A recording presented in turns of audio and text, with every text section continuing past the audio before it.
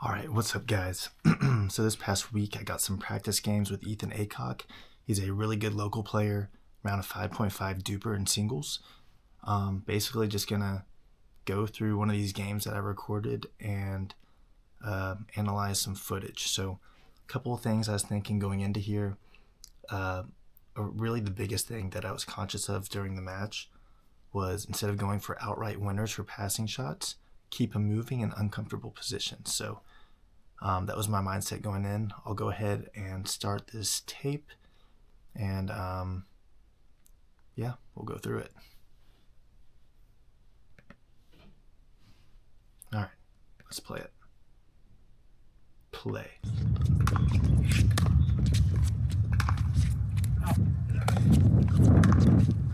Nice, good serve.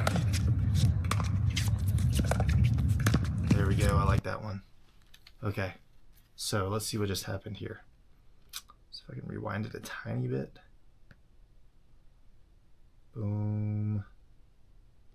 Okay, so I hit a serve.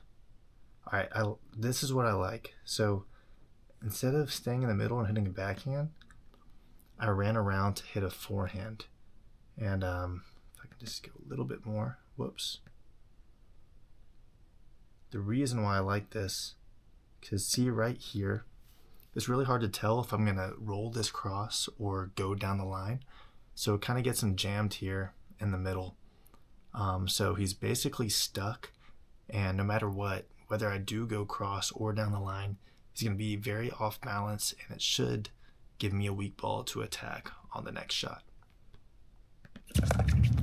Boom, just like that. He almost hit a really good shot there, which was scary, but he missed it, right? And if he does make it, it's just a good shot, but I think long term, I'm winning that most of the time.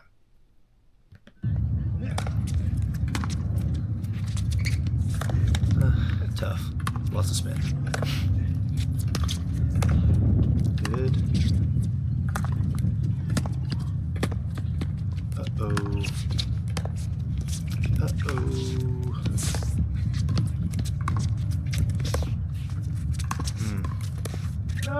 All right, so there was a big transition there. So I basically had the point in my hands, but the problem was my overhead, obviously, which that was just me being a little bit too chill. But let me rewind it a little bit, see if we can get back to what just happened there. Dang, that's a long point. Let's go back. I think back a little more. Back. All right, so I set up this point really well, hit a good deep volley where he's on the run, off balance, and barely gets the ball over. And I have a put away overhead that I just did not get behind. I was very lazy, ball's behind me, and I'm just gonna tap the ball on the court because I just want to play a longer point, and I pay for it. So there, now I have this big gap here that he can smack it to. Or if I'm over here trying to chase to cover that, he can easily hit it behind me. And instead of hitting the offensive shot there, I hit a shot that put me on defense. So look at that. I am extremely off balance now. And just like that, went from winning the point to being the big underdog. So I managed to reach that, hit a cross-court ball. He's on the run at least, that's good. And now there's this huge gap here that I need to cover. I'm going to be sprinting back because I'm assuming that he's going to be hitting it over here somewhere, which he doesn't. And I'm slow. And now I'm super off balance. And what do? I barely get that. Hit an okay ball, I guess. But yeah, I'm just toast now. Look, now he's at the net and I'm at the baseline. Whereas before it was the opposite, and the point could have been over once again. But now I'm the underdog, trying to hit a decent drop here, just so maybe he hits a weak ball that can allow me an offensive position again. But unfortunately, did not make the cut, and he won the point. So don't let up on your overheads. All right, then I missed a return. Boom. Possession. There we go. I like this. Another spot where I run around my backhand to hit a forehand. He, again, is jammed in the middle there because I can hit it here. I can hit it there. Checkmate. Boom. I hit a winner because he can't cover both sides. So I like that. That's probably a big takeaway from this video so far. Just when you do have time to run around and hit a forehand, do it, because they're stuck. They can't cover the whole court. They have to guess, and that puts the point like 80% in your favor. So I'm gonna try to use that a bit more. It's something I hadn't thought of until recording this right now. Boom, that's nice. Okay, I missed that, but I actually really like what I just did there. So first of all, I paused and I did the inside out forehand again, which again is gonna win you the point most of the time. He got the ball back, and then I'm over here ready to hit a backhand, and I don't know if you can really tell in this frame here, but I'm kind of trying to bend my right shoulder and curve my paddle as if I'm going for this short angle roll here, which is definitely a shot I have, a shot I do a lot.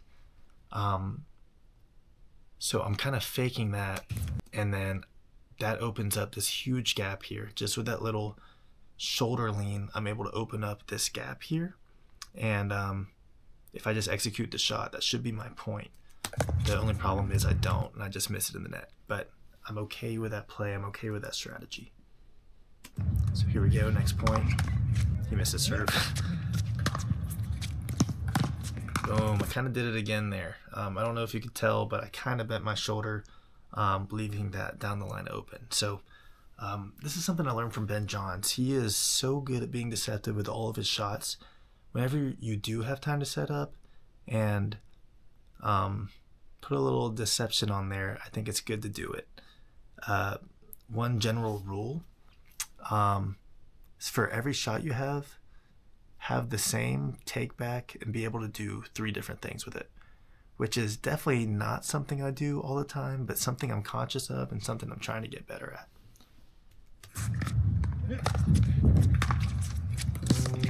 Good return by him, good shot. The problem here that I see, so whoops, let me back up a little bit.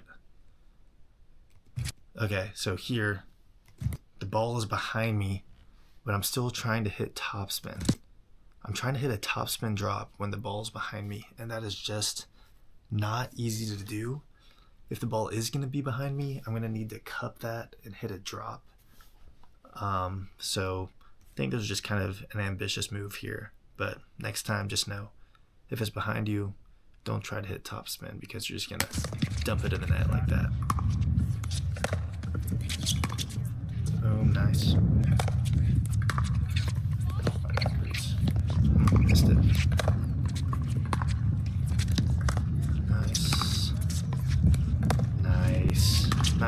Nice.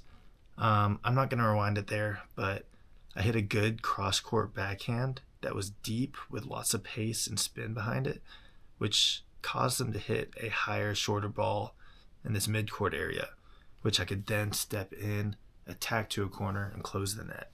That's exactly what I'm talking about with first punch pickleball. So I earned my first punch, took my punch, and followed in behind it. Boom, handcuffed him. Got a little lucky there, left that a little too high, but I like that I kept him moving. Nice.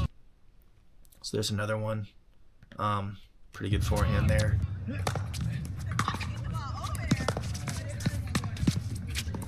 Boom.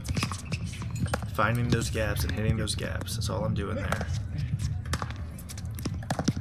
Oh, missed it. Cool. Out. Nice. Perfect. There we go. The handcuff. I got him in one shot this time. Boom. Handcuffed again. anytime I get that floater and I'm hitting a forehand, I'm usually winning the point.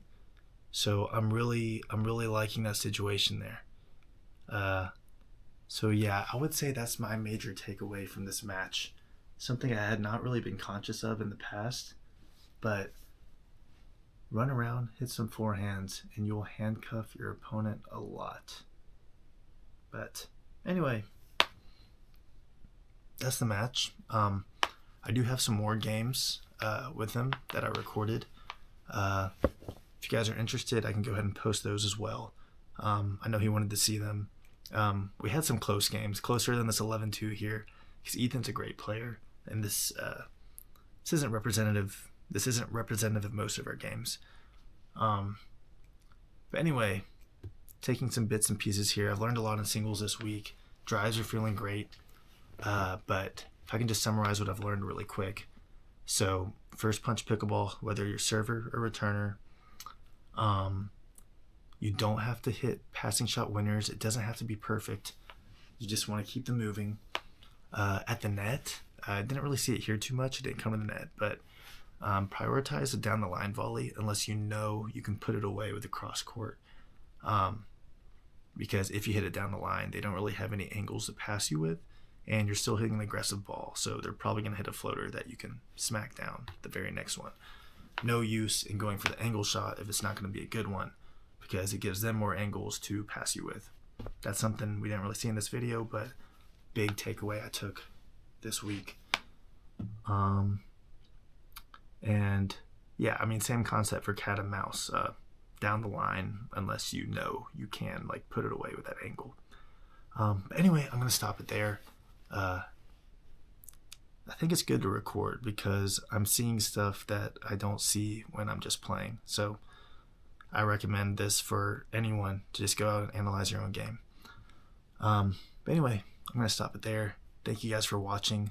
Gonna be getting ready for Colorado next week. Really excited. We got another PPA challenger.